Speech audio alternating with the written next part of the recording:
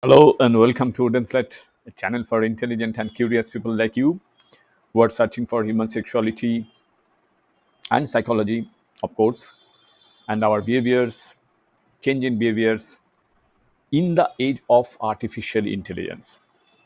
And this age is different than other ages we have seen in the recent past, like pre-internet age, post-internet age, smartphone age, and of course now the age of artificial intelligence. Today's topic is, of course, not related to any kind of artificial intelligence or sex robots, but of course, human sexuality. But before we proceed, let me tell you a few things. Number one is please subscribe. If you have not subscribed yet, it means a lot to me. Secondly, if you have already subscribed, many thanks for your support. I hope in the future I will get this support. If you like this video, please share with your friends. And if you really like, then open your mind in the comments box below.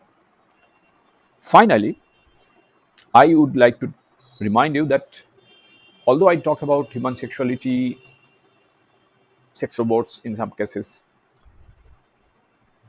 and our sexual behaviors, human sexual behaviors as a whole, but there is no vulgarity involved in this channel. And I don't promote, I don't explicitly explain or display or demonstrate, even talk about or describe any kind of vulgarity, right? So today's topic is a little bit common. You know that you must have heard about it, I think, and sometimes this question also may have popped up in your mind. That is called hypersexuality. You know, in some cases, male, female both, hypersexuality is considered to be a mental illness, right? But I would like to tell you one thing, that American Psychiatric Association's Diagnostic and Statistical Manual, according to its fifth edition, I read that manual. It does not recognize hypersexuality as an official disorder or any kind of disease, mental disease, right? It actually, this manual actually omits hypersexuality as a direct diagnosis due to a lack of clinical evidence. Okay, and it further studies on people living with these conditions. They there was a survey, of course.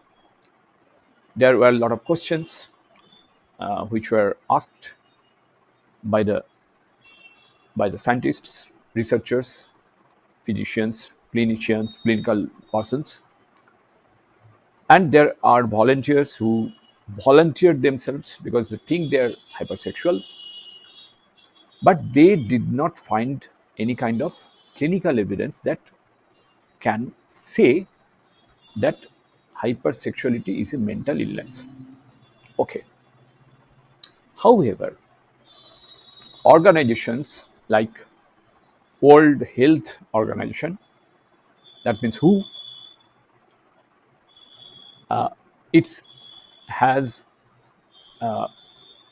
recognized it as an official diagnosable condition. So we get two versions practically. One says that hypersexuality is not a mental illness, and another says that hypersexuality is a kind of mental illness and diagnosable condition. Diagnosable condition means it's a kind of illness, right? Hypersexuality is a kind of impulsive or compulsive sex drive, right? Or urges. sexual urges that are persistent and uncontrollable. Hypersexuality can lead to sexual behaviors that are repetitive, number one.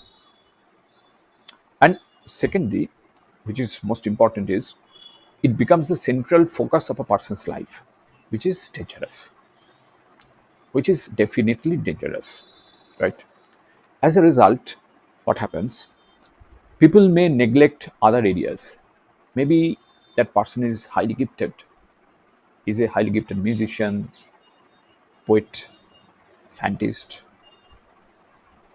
writer, but he or she or they neglect these areas, these gifted areas, and concentrate only on these sexual urges which they cannot control. As a result, furthermore, it directly affects their personal life, family life, work, even school or college life, office life, in one sentence, public life, right? There are several theoretical models are there.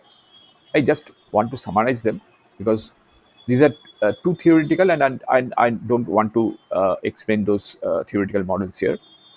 This equates hypersexuality to an inability to delay sexual satisfaction, right? However, experts largely dispute this model, right? Compulsivity model or compulsive model. This model classifies hypersexuality as a type of obsessive compulsive disorder. You may have heard about it, obsessive compulsive disorder or OCD, which is very common psychological disorder where sexual thoughts acts as obsession and the acts or behaviors are the compulsions.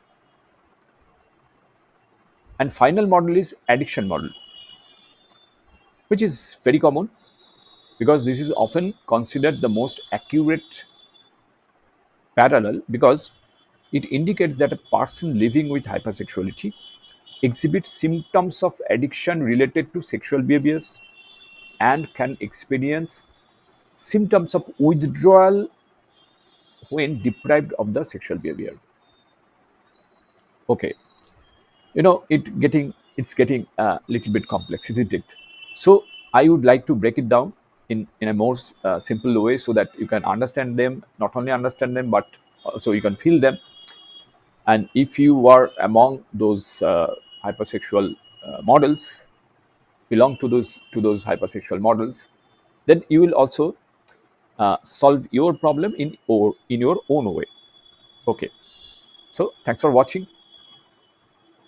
Keep watching Wooden Slet, keep supporting Wooden Slet. I need your support, and stay tuned for our next video.